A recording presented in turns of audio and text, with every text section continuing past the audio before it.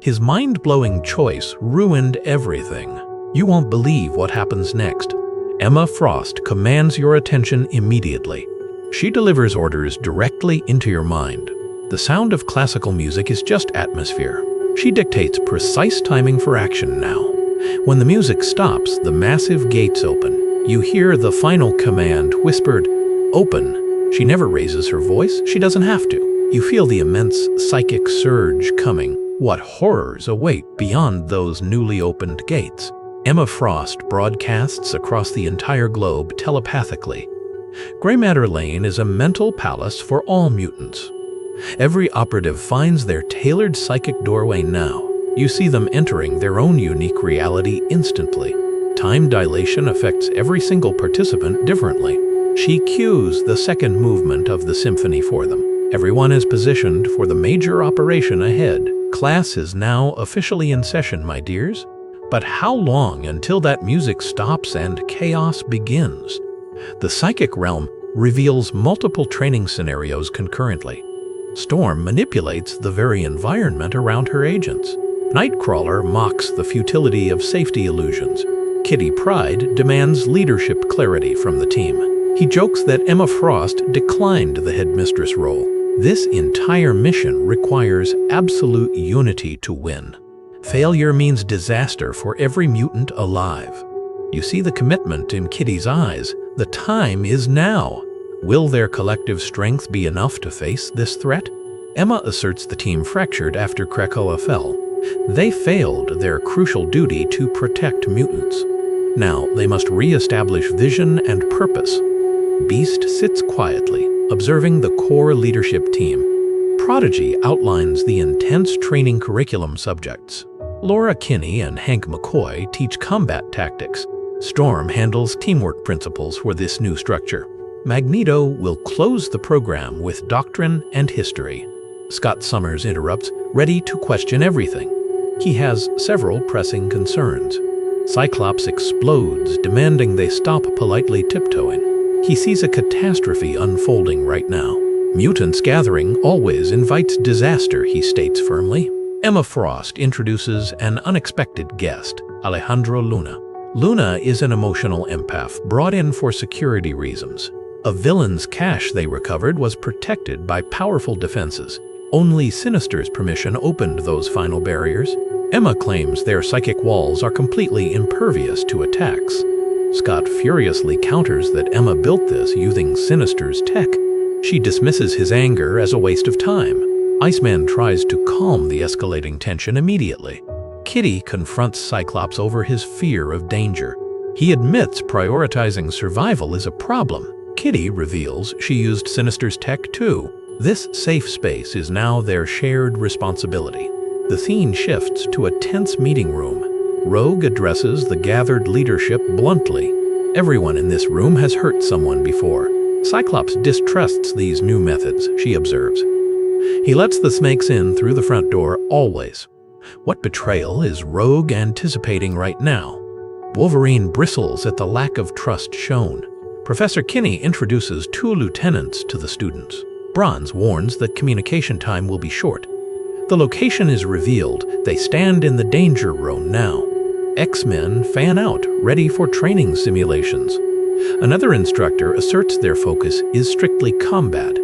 Psychic defenses beyond the walls do not concern them. Get hurt here, survive out there. That's the rule. Wolverine demands absolute compliance immediately. The students agree with one final clipped word. Wolverine snaps into teaching mode immediately. Defense starts with a strong, proactive block.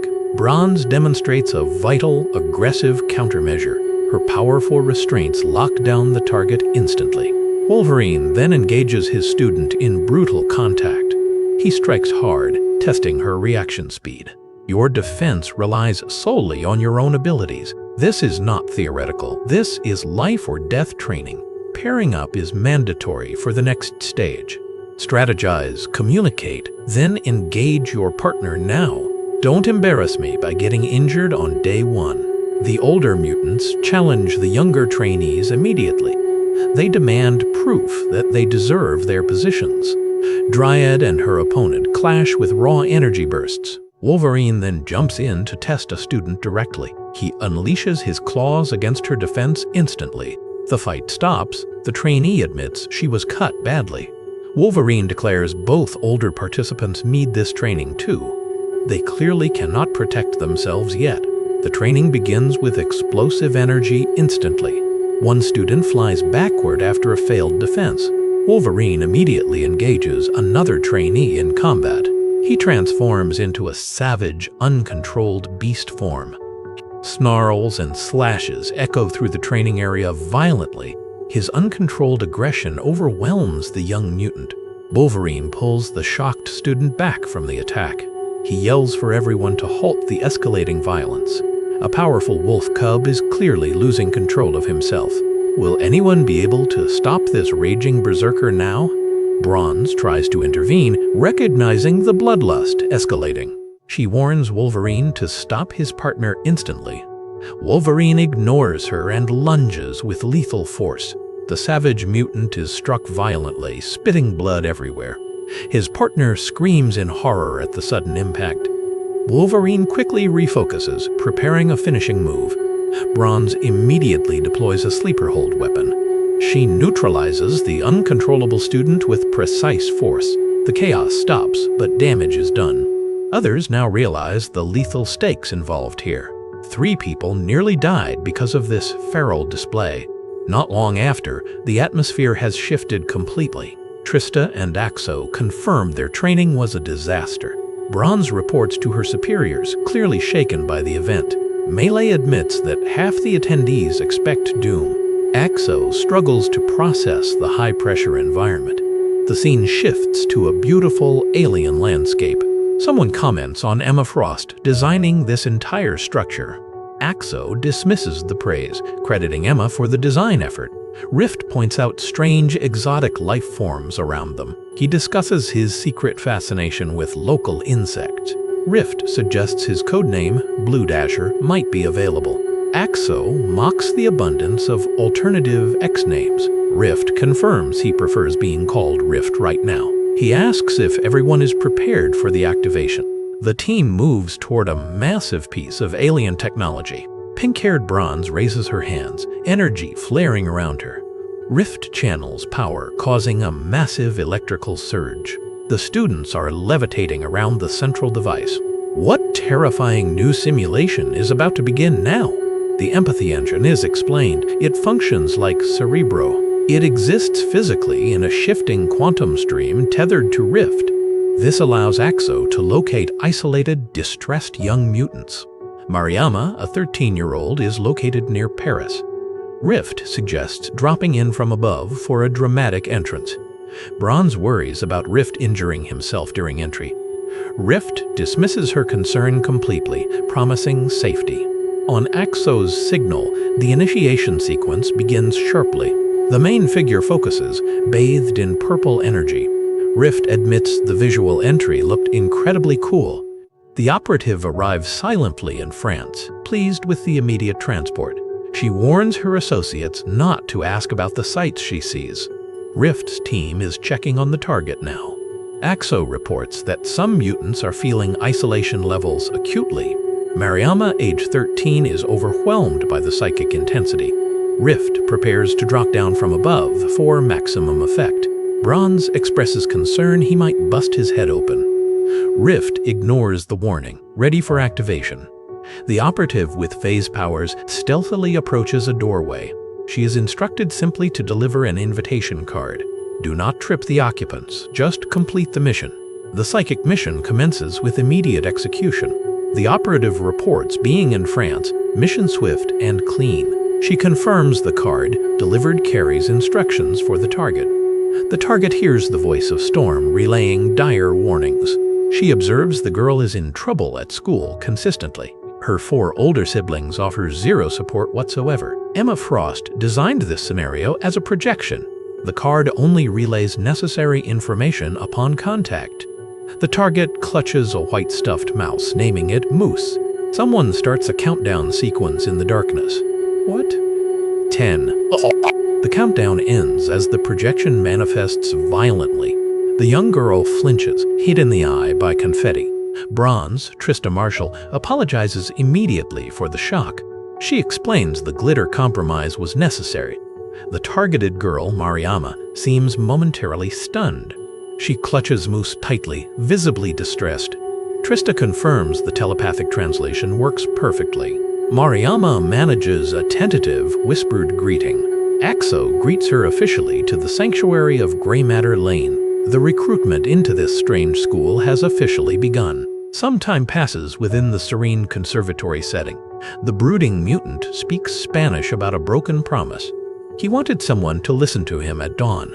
Emma Frost enters, apologizing for startling him abruptly. He notes she could have contacted him psychically first. Emma insists she just wanted to be present with him. She states Melee reported he was deeply upset. He admits he is stewing more than brooding now. Emma asks if she can join his miserable company. He reluctantly agrees to let her stew with him. The red-skinned mutant denies moping to Kitty Pryde. They must retrieve crucial data caches from Verite HQ. This requires bolstering their relational databases now. The empathy engine will then run with less strain. However, the mission means returning to his torture site. Emma Frost is understandably reluctant about that return. Kitty offers to accompany him for support. She can project a psychic illusion to disguise the location. She suggests making it feel like a beach trip instead. He agrees. A beach setting is definitely weird, but better. Kitty Pryde materializes inside the Chicago headquarters instantly. She is disoriented, phasing through solid floor material. Her partner, Soph, wonders if she is interrupting their brooding session. Kitty snaps back, stating they must focus on the mission goal. They need tech caches to bolster their psychic defenses. The red-skinned mutant protests, finding the facility deeply unnerving. Suddenly, strange tapping sounds echo through the room. Kitty realizes an unknown presence is present nearby. Someone else has breached their psychic perimeter. Absolute shock registers on everyone's faces. A student interrupts Kitty Pryde's isolated focus. Kitty reveals her new, deadly companion. It's a twisted remnant from Sinister's cloning experiments. You expect a sanctuary pet to be safe.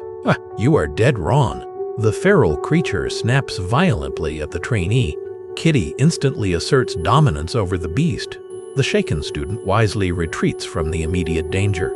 But what happens when that monster breaks loose? The violent training leaves immediate casualties. Wolf Cub lies entirely sedated. Beast scrambles to isolate the sudden feral trigger. Wolverine embraces the brutal reality. You feel his absolute defiance. He believes fear keeps the students sharp, but Kitty knows the real threat. Cyclops is watching every single mistake. He wants this operation shut down. He has his excuse, but Scott is already making his move. Glob challenges Cyclops on his desperate need for control.